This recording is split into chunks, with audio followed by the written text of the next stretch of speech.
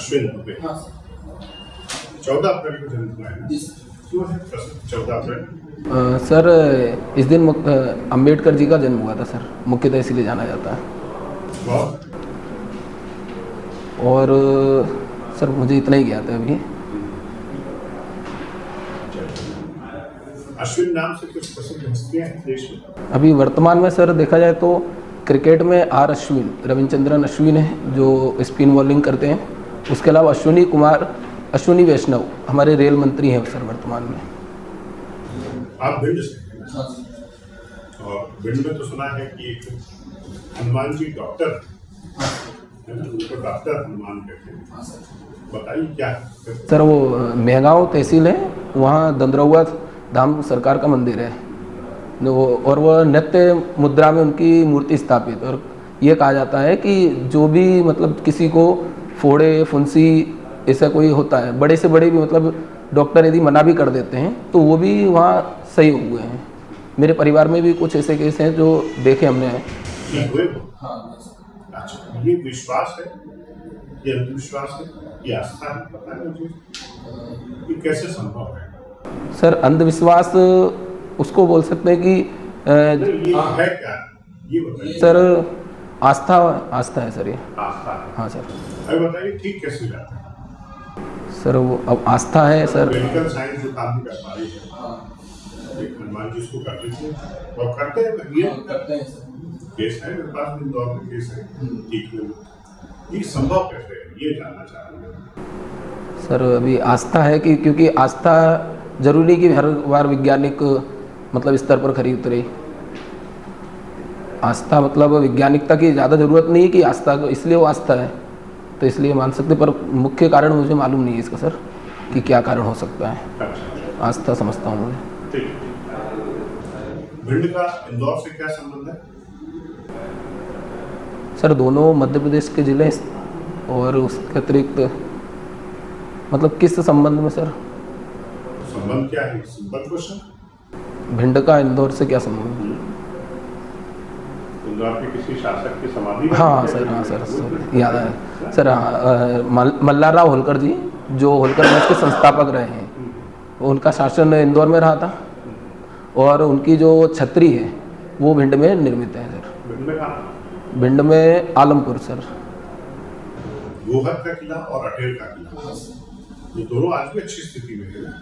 हाँ सर, मतलब अटेर का किला है पर अभी उसका जीर्णोद्धार और किया जा रहा है और फंड भी मतलब सरकार द्वारा इस बार दिया गया उसको। अच्छा। उसे मतलब पुनर्निर्माण उसका और अच्छे से कर रहे हैं। लेकिन भिंड की एक बहुत बड़ी समस्या है इकोनॉमिक ग्रोथ। हाँ सर। जबकि वहाँ पर इंडस्ट्रियल एरिया मालनपुर है, फिर भी मालनपुर सफल नहीं हो पाया पीथमपुर और पंडित की तरह, और भिंड की स्थिति एज इट इज बनी है ना। अब मुझे बताइए भिंड का आर्थिक विकास कैसे संभव है? सर जो मालनपुर यदि देखा जाए भौगोलिक स्थिति से तो वो भिंड से काफ़ी दूर पड़ता है, उसके बजाय ग्वालियर के ज़्यादा समीप है। तो वहाँ जो कार्य करने वाले जो श्रमिक हैं वो अधिकतर ग्वालियर ज़िले से ज़्यादा संबंधित हैं।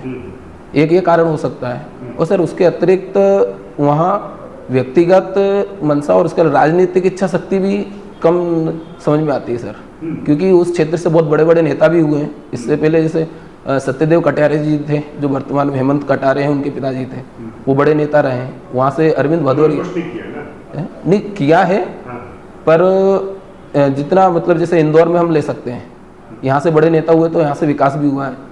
और सर उसके अतिरिक्त एक और कारण वहाँ के जो आम लोग हैं उनका भी सर पूर्णतः सहयोग देखने को कम मिलता है। एक उदाहरण है, मेरे गांव के पास में एक भवनपुरा गांव है, तो वहाँ पर क्या है कि बिजली के खंभे लगाए गए थे तो लोगों ने तार हटा दी और उसके जो खंभे थे, गांव में झोपड़ियाँ बनाई जाती हैं, उसमें उन्होंने यूज़ कर लिए। अच्छा। अभी क्या है सर? बच्चों को पढ़ाना, मैच खेलना और सोशल वर्क करना सर। पॉक्सो कानून क्या होता है? सर पॉक्सो एक्ट 2012 में लाया गया था।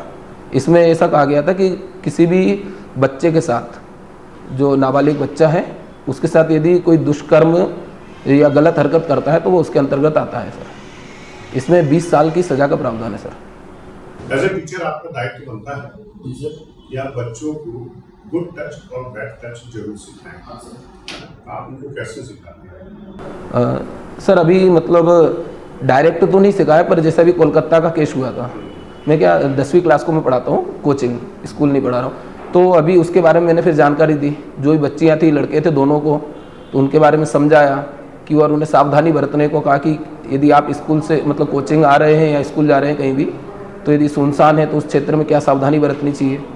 इस एक बात बताइए, क्या भारत में बच्चों को स्कूल स्तर पर सेक्स एजुकेशन दिया जाना चाहिए? कैसा?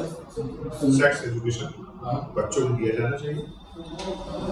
सर हाँ, एक उम्र के बाद ये मान सकते हैं कि 8वीं क्लास के बाद कुछ हद तक जरूरी है सर। 8वीं क्लास के बाद, 8वीं में पहले क्यों नहीं? नहीं, छोटे छोटे बच्चों का भी हरेसमेंट होता है।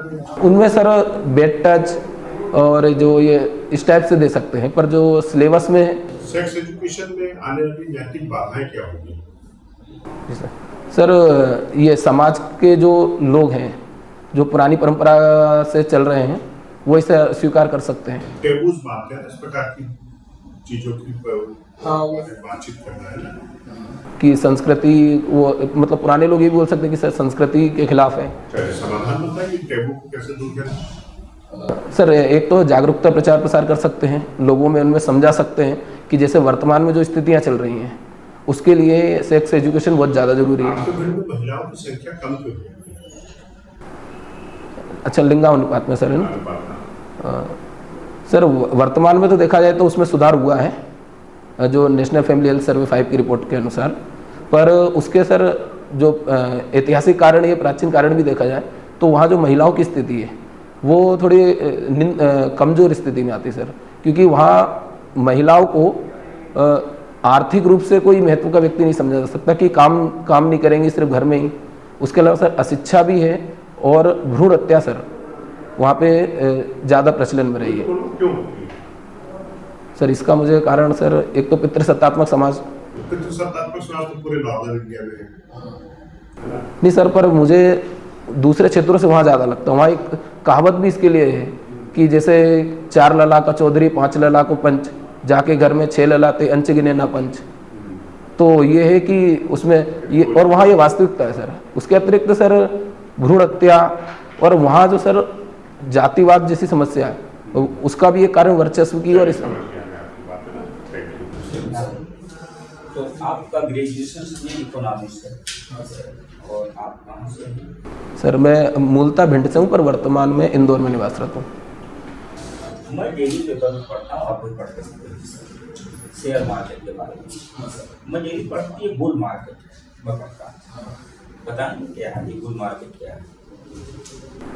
सर इसकी खास जानकारी नहीं, पर शेयर मार्केट के बारे में थोड़ी जानकारी है कि यहाँ पर ट्रेडिंग आपका की। इकोनॉमिक्स है और आपने पढ़ा होगा अच्छे से। हाँ सर, वो क्या उसको थोड़ा लंबा समय हो गया तो जानकारी कम है, पर हाँ करंट में जरूर जानकारी मैंने रखी थी कि शेयर मार्केट के बारे में, पर बुल मार्केट की जानकारी नहीं है सर। अश्विन दुबे जी, जी सर। आपके इंफॉर्मेशन तो आपके पास बहुत अच्छी है, लेकिन कुछ चीज़ों में सुधार की आवश्यकता है। चूँकि आप ब्राह्मण, आप मंत्र पढ़ रहे थे, तो मंत्र के पहले आप बोर्ड मेंबर से परमिशन लीजिए, सर क्या मैं शूज रिमूव कर सकता हूँ?